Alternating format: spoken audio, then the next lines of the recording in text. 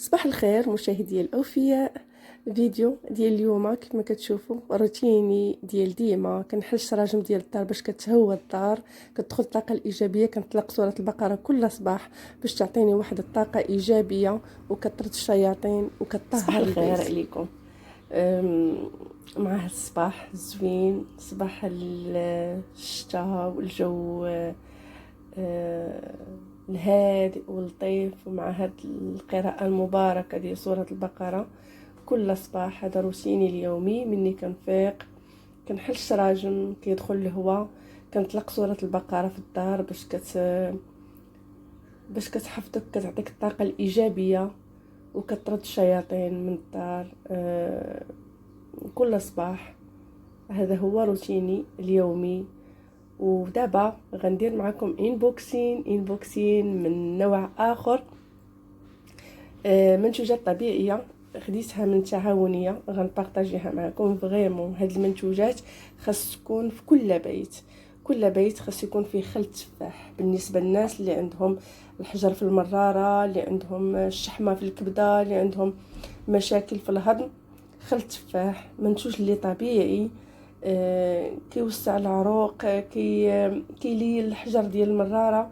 عندي تجربه كبيره وعميقه مع خل التفاح، غنبارطاجيها معكم ان شاء الله قريبا.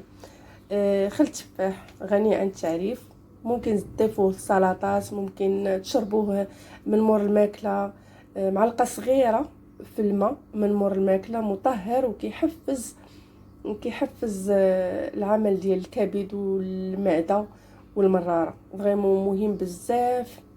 غنعطيكم معلومات كثيره عليه ان شاء الله، غندير لكم فيديو خاص عليه. ثاني حاجه، اول حاجه كنت مبارطاجيت معكم خل التفاح طبيعي، كتعرفوه من اللون ديالو. ثاني حاجه العكبر البروبوليس، كيكون بحال هكا بودر، ولا كيكون خام معلك. المهم الناس اللي ما كيقدروش على هذاك المعلك، هذا البودر كمعلومه واخا تشوفوه هكا بودر، بعد مرات يقول لك لا راه ماشي حر. الحر هو داك الخام. فعلا هذاك الخام هو البري، ولكن هذا واخا تشوفوه هكا راه كيطحنوه مع الخروب باش كيتطحن، لحقاش ما يمكنش يكون بهذاك الشكل ويطحنوه، ما كيبغيش يتطحن. المهم هذه كمعلومه.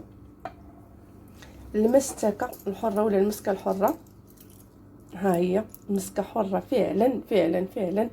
غنوريكم باش عرفتها حره وكيفاش ممكن تشريوها وتفرقوا ما بين الحره وما بين المغشوشه. وانا غندير لكم فيديو ان شاء الله نشرح لكم شنو هو الفرق بيناتهم. سانوج كاين اللي كيقولوا الحبه السوداء، كاين اللي كيقولوا السانوج. المهم حنا في المغرب هذا هو الحبه السوداء عندنا. زوين، ممكن ديروه في الحصوه، ممكن ديروه في الحريشات، ديروه هكا في قريسات، دوك القرص اللي كيكونوا مدهونين بالبيض والجنجلان. عنده بزاف ديال المنافع. السانوج عنده بزاف ديال المنافع. هذا ديال تعاونيه كما قلت لكم، منقي، ما فيش الغبره. وكاينه نخاله القاطونه ان شاء الله غندير لكم حتى هي فيديو على المنافع ديالها.